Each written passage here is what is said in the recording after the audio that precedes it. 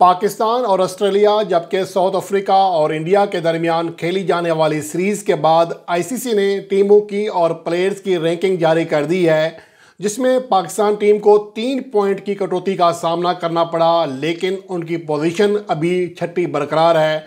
जबकि बाबर आजम को गुज़िश्ता 22 माह की सबसे बड़ी तनज़ली का सामना करना पड़ा, सबसे बदतर पोजीशन में आ गए हैं।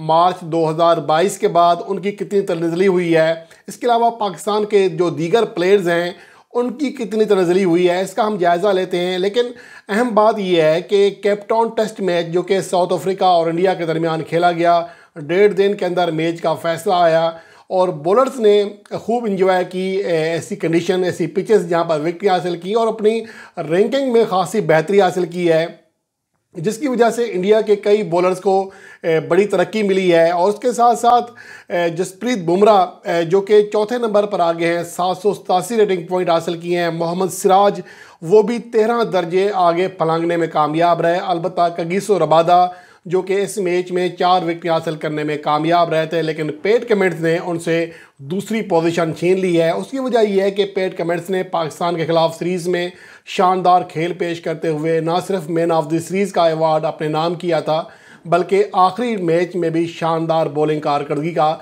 मुजाहरा किया था और वो अब आलमी नंबर 2 बॉलर बन गए हैं।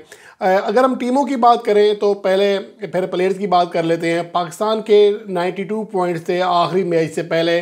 सिडनी में पाकिस्तान को जो शिकस्त हुई है उसने पाकिस्तान के 3 रेटिंग पॉइंट कम कर दिए हैं। अब पाकिस्तान के रेटिंग पॉइंट 89 है, जो कि 10 ज़्यादा हैं अपने से निचले दर्जे पर मौजूद श्रीलंका से। तो गोया फ़िलहाल पाकिस्तान की छठी पोजीशन को कोई ख़तरा लाक नहीं है, लेकिन पाकिस्तान की तरक्की का जो इम्कान है वो आहिस्ता आहिस्ता ख़त्म होता जा रहा है, क्योंकि अब जो पाकिस्तान से ऊपर टीमें हैं उनमें रेटिंग पॉइंट का जो फ़र्क है वो बढ़ता जा रहा है। अगर पाकिस्तान टीम दौरा ऑस्ट्रेलिया में कोई बड़ी कामयाबी हासिल करती, कम से कम 2 टेस्ट मैचेस जीतती, तो वो न्यूजीलैंड से 5वीं पोजीशन छीन सकती थी और ऊपर आ सकती थी टॉप 5 टीमों में, लेकिन ऐसा नहीं हुआ। अब ये सूरत हाल है कि मौजूदा वक्त में ऑस्ट्रेलिया पहले और दूसरे नंबर पर इंडिया, फिर इंग्लैंड तीसरे नंबर पर, साउथ अफ्रीका चौथे, न्यूजीलैंड 5वें, पाकिस्तान छठे, श्रीलंका 7वें, वेस्ट इंडीज़ 8वें, बांग्लादेश 9वें और जिम्बाब्वे की टीम आईसीसी टेस्ट रैंकिंग में 10वें नंबर पर है।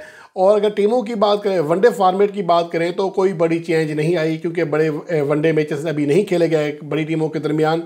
तो अगर आईसीसी टेस्ट बैटिंग रैंकिंग की बात करें तो यहाँ पर केन विलियमसन बदस्तूर पहले नंबर पर मौजूद हैं। इंग्लैंड के जोए रूट दूसरे नंबर पर हैं। स्टीव स्मिथ की तीसरी पोजीशन बरकरार रही, जबकि मानुस लबेशियन ने 3 दर्जे तरक्की पाते हुए चौथी पोजीशन पर एक बार फिर कब्जा जमाया। ड्रेल मिचेल जो कि न्यूजीलैंड के हैं, उन्हें 1 दर्जा तनज़ली का सामना करना पड़ा, 5वें नंबर पर चले गए।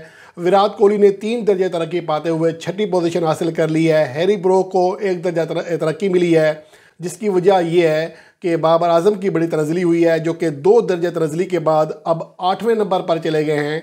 और ये 8 मार्च 2022 के बाद पहला मौका है कि वो टॉप 5 की फहरिस्त से खारिज हुए हैं।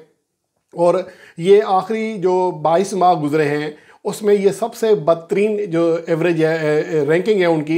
इससे पहले वो मार्च 2022 में 9वें नंबर पर ज़रूर थे, लेकिन उसके बाद वो कभी भी टॉप 8 से बाहर नहीं गए थे और ये उनकी बदतरीन पोजीशन आ गई है एक बार फिर।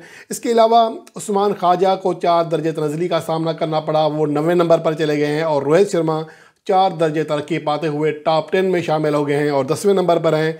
अगर पाकिस्तान के दीगर बैटर्स की बात करें तो यहाँ पर सऊद शकील को 1 दर्जा तनज़ली का सामना करना पड़ा, 14वें नंबर पर है। उसके अलावा मोहम्मद रिजवान ने 10 दर्जे तरक्की पाई है, जो कि पहली इनिंग्स में 88 रन बनाने में कामयाब रहे थे। और अब उनकी जो नई पोजीशन है वो ऊपर आ गई, 10 दर्जे ऊपर आने में कामयाब रहे हैं। इसके अलावा अब्दुल्ला शफी को 10 दर्जे तनज़ली का सामना करना पड़ा, 31वें नंबर पर चले गए हैं। इमाम उल हक की 37वीं पोजीशन बरकरार है, जबकि शान मसूद को 1 दर्जा तनज़ली का सामना करना पड़ा, अब वो 58 नंबर पर हैं। इसके अलावा अगर बॉलर्स की बात करें तो रविचंद्रन अश्विन टॉप पोजीशन पर मौजूद हैं। पैट कमिंस ने दूसरी पोजीशन पर कब्जा जमा लिया है। कगिसो रबादा को 1 दर्जा तनज़ली का सामना करना पड़ा। जसप्रीत बुमराह 1 दर्जा तरक्की पाते हुए चौथे नंबर पर आ गए हैं। रविंद्र जडेजा की जो पोजीशन थी चौथी, अब वो ख़त्म हो गई है 1 दर्जा तनज़ली के बाद, अब वो 5वें नंबर पर चले गए हैं। ओली रॉबिन्सन 6ठे नंबर पर हैं। जेम एंडरसन भी 7वें नंबर पर हैं। जोश हेज़लवुड 4 दर्जे तरक्की पाने में कामयाब रहा है, जिसने सिडनी में पाकिस्तान के बैटर्स को तिगनी का नाच नचाया था। इसके अलावा मिचेल स्टार्क को भी 1 दर्जा तनज़ली का सामना करना पड़ा, 9वें नंबर पर चले गए हैं। प्रभात जयसूर्या 1 दर्जा तनज़ली के बाद 10वें नंबर पर चले गए हैं। उसके अलावा अगर पाकिस्तान के बॉलर्स की बात करें तो शाहीन शाह अफरीदी 12वें जो पोजीशन है वो बरकरार रही है। हसन अली को 6 दर्जे तनज़ली का सामना करना पड़ा, अब वो 32वें नंबर पर चले गए हैं। आमिर जमाल को 12 दर्जे तरक्की मिली है बॉलिंग रैंकिंग में, जिसकी वजह से वो 45वें नंबर पर आ गए हैं। मीर हमज़ा को भी 2 दर्जे तरक्की मिली है, अब वो 93 पोजीशन पर हैं। तो ये रैंकिंग अपडेट्स हैं जिसमें पाकिस्तान के कई प्लेयर्स को तनज़ली का सामना करना पड़ा, जबकि कुछ प्लेयर्स ने इस हवाले से तरक्की भी पाई है। अब उम्मीद है कि पाकिस्तान न्यूजीलैंड के खिलाफ T20 सीरीज़ में कामयाबी हासिल करेगा और जो पाकिस्तान की दीगर फॉर्मेट में जो तरक्की है, क्योंकि मौजूदा वक्त में पाकिस्तान टीम चौथे नंबर पर है T20 रैंकिंग में, और उम्मीद की जा सकती है कि पाकिस्तान टीम इस सीरीज़ में कामयाबी हासिल करके टॉप 3 में कम बैक करने में कामयाब हो जाएंगे।